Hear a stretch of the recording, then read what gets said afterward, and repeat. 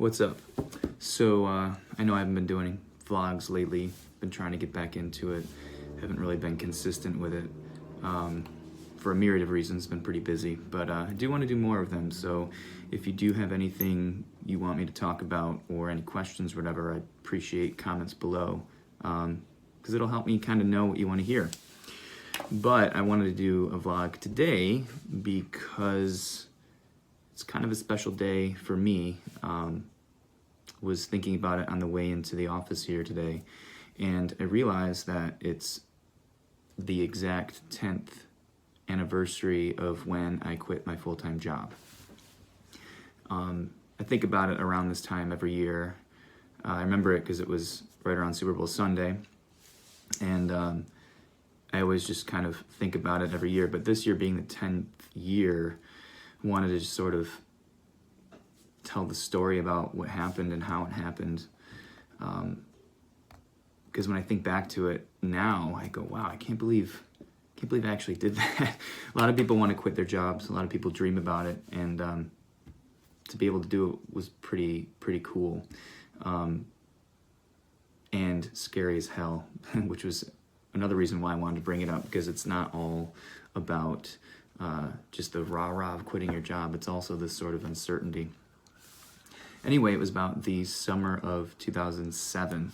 We were visiting some friends in Boston, and my one friend said, hey, when are you going to quit your job? Like, things seem to be going really well. And at the time, it was just me. I was the only one running the business. I didn't have any employees. I had someone printing the shirts in town for me out of their house. But other than that, my house was the place where I warehoused and shipped from and did all my customer service and all these things. So it was just me. And honestly, at that point, as much as I wanted to do it full time, I didn't know if I could. I didn't know how to know when I could do that, because I wasn't really taking a salary or any pay from the company. The money would come into a separate account to my FRIGHT-RAGS account, and that's where I'd pay for shirts and designs and other things. So I really didn't know if I could actually pay myself. So when my friend asked me that question, I thought, well, I don't know how I can figure that out. And then I saw some ads for online savings accounts, and those were kind of coming up around then, not having like a physical location to put your money into. It was all online, things being transferred online, that type of thing. And they were getting some pretty good rates. And at the time, compared to now, when if you open a savings account and you get like 0.7%, at the time, this was like 5% interest, which was awesome. So I said, okay, I'm going to sign up for one of these online savings accounts, because it was a bank that I had no affiliation with, had no other accounts in. And I signed up, and I took the paycheck that I was making every week at my current job, and I had it set to automatically deduct from my FRIGHT-RAGS account and deposit into that online savings account. So basically, I was taking what I made at my job, I was taking the same exact amount from my FRIGHT-RAGS account, depositing it into this online savings account, which I had no affiliation with in terms of any other accounts. I even cut up the debit card when they gave it to me. I didn't want to know. I just wanted the money to be taken out automatically. Now, I did that just to see what would happen. I wanted to see if I could continue to run FRIGHT-RAGS the way I wanted to run it, with that money being taken out each week. And again, I wasn't touching that money. That was just going to some account that I was getting 5% interest on, which was great. So I did that. That was around August or September of 2007. And I didn't really think about it much after that. I would check it once in a while here and there, but I was able to continue to run FRIGHT-RAGS the way I wanted to, buy the shirts I needed, the designs, advertising, whatever I was doing. And, I liked my job. I worked for a graphic design. I worked as a graphic designer at a laptop bag company. And it was a small company, and we only had about 4 or 5 people at the time. I was the third person hired on. And as much as I liked it, I'd been there about 5 years, and I was just feeling a little bit creatively stifled. Plus, I had this company that I really wanted to pour all my energy into. And my boss was really supportive of me. He would allow me to send out my packages from the office because I didn't want to leave them outside my house in the morning. I would get up really early in the morning and write emails to customer service, and I would pack orders and get them all ready to go and put labels on them. And then I would bring them to my work and just leave them outside or in our little vestibule where the mailman would come in and get them. So when my boss would come in every morning, he would see these bags of orders and he would say, if there was like a lot of them sometimes, he'd be like, "Oh, it's a good night, huh?" And I'd just kind of be like, "Yeah, I had a lot of orders." So he kind of saw the business growing as I was bringing in more packages. So obviously the goal was to leave my job. I wanted to do FRIGHT-RAGS as a full-time gig, but I just didn't know how or when. Well, the how part, at least putting the money into the online savings account, was definitely the step in the first step in the right direction. So kind of went on for a few months, and right around January, I saw a post for a graphic design job at a local design firm that I had actually applied to years prior before getting this current job. And it was for a junior designer to do layouts for magazines that they were designing on a monthly or bi-monthly basis. And I thought, wow, that'd be kind of cool. They're only looking for someone part-time. It was only going to be about 15, 20 hours a week. So I applied, and the woman who ran the company, Kathy, remembered me and had me in for an interview, and we talked.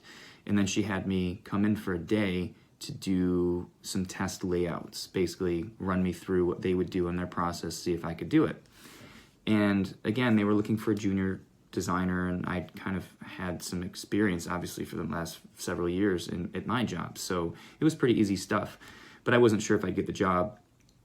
And then I remember it was February 5th on Super Bowl Sunday, 2008, which was an awesome day because my Giants won the Super Bowl against the Patriots.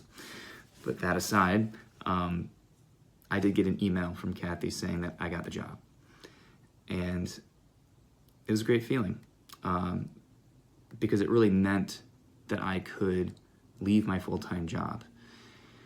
I was worried. I had a 1-year-old at the time, and this was, again, trying to transition away from working full-time at somewhere and doing FRIGHT-RAGS. This part-time job was going to give me some sort of stability. So I just remember feeling excited and exhilarated and also really scared and uncertain about everything. And it was a couple days later, I had a funeral to go to the next day, unfortunately, and then the day after, I remember going into my office and just kind of messaging my boss after he got in, or before he got in, actually. I said, when you have a moment, when you get settled in, I'd like to see you in my office. And he came in and shut the door and sat down, and he just looked at me and he said, when you leaving? And it kind of took me by surprise. And I said, how did you know? He said, well, that's what it is, right? And I said, yeah, I'm going to be leaving. And he was happy for me. And I told him all about the second job and what my plans were. And he was very supportive, and everybody at my work was very supportive of me. And I ended up staying for another 3 or 4 weeks because we were in the process of moving to a new office, so I helped them with that. And I told them that I would go and move the offices and work for another week while we settle in, and then I would leave. And it was early March. It was like the first weekend of March, I remember, because it was really snowing outside, and I had to leave. It was a Friday, and when I left, I had to get to my printer's house to pick up a bunch of shirts, and it was these back roads and snowing and blizzard. And I just remember leaving and saying goodbye, and it was bittersweet. It's a great feeling. Everyone wants to quit their job and be like, yeah, stick it to the boss, and I'm gonna go do my own thing. And the thing is, I liked my job and I liked the people I worked with, and it was a weird feeling to know that I wouldn't be going back the next week. It's the longest job I'd had at that point, about 5+ years I was there, and I was excited, and I couldn't wait to do my own thing. But as I was driving to my printer's house, I kind of welled up a little bit because there was this anxiety and fear, and I just didn't know how I was going to do it. I've got a kid, and here I am, I'm going out on my own. And yes, I had the second company, but job, but that didn't guarantee anything. So I ended up working for that design firm for a little while. Actually, I ended up leaving there in that August. So I was there for only about 4.5 months, working about 15, 20 hours a week, but it was a great job. And again, loved those people too, but I realized that my passion was this company. And I had to just put all of my energy into it 100% and not separate my attention, not divide my attention, because this is what I wanted to do full time, and hopefully forever. And now that it's been 10 years, I can look back and just think about those moments and think about how amazing it's been, and I couldn't have imagined. It's funny, when I left my second job in that August, I remember thinking, this is it. Like, literally, when I get up Monday morning, it's just me. And it's funny because I had this weird fear, momentary fear, that I was going to slip into some sort of routine where I wouldn't get dressed. I would just be in my pajamas and I'd eat cereal and watch cartoons. Like, I just had this picture of myself, like, totally being like, well, work for myself now so I can do whatever the hell I want, and almost sliding backward because I didn't, I think before I quit my job, the drive was quit your job, do this for a living, quit your job. Like, that was a goal. That was something to aspire to, and I had done it. So what now? Well, I'm happy to say that I didn't fall back into a routine like that. In fact, it was the contrary, not having a specific goal like quitting your job. The fire and the passion has never burned brighter after doing that. And it forced me to wanting to grow and keep growing and make this business the best it can be.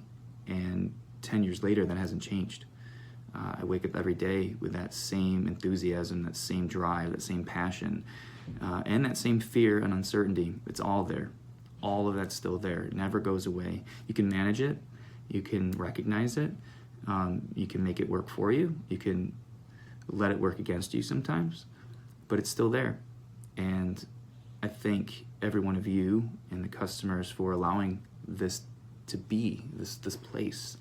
And I thank my old boss and my old coworkers for their support. And life's a series of events, of moments.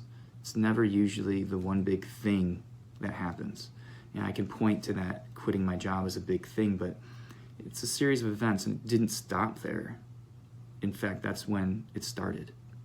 So if you have a dream, if you were at a job and you're sick of it and you want something else, remember, it's up to you. It's your choice. If you find yourself bitching about where you're at and you want to do something different, then do it. It's going to take a while. They say, I think it was Seth Godin that says it takes 5 years to become an overnight success. It took me about 5 years before I could quit my job. And, and I had a great situation in terms of where I worked and what I like to do. But if you hate where you are, you can do something different. You can make it work. You just have to put in the effort and work tirelessly at it. So it's interesting, it's the 15th anniversary of this company and the 10th year that I quit my job, and I can officially say it's the longest job I've ever had, which is pretty cool. It's fun, it's nice to say that, and I hope that I have it for 100 more years. So thank you again for watching. Make sure to comment, like, subscribe, all that fun stuff, and I'll see you in the next one.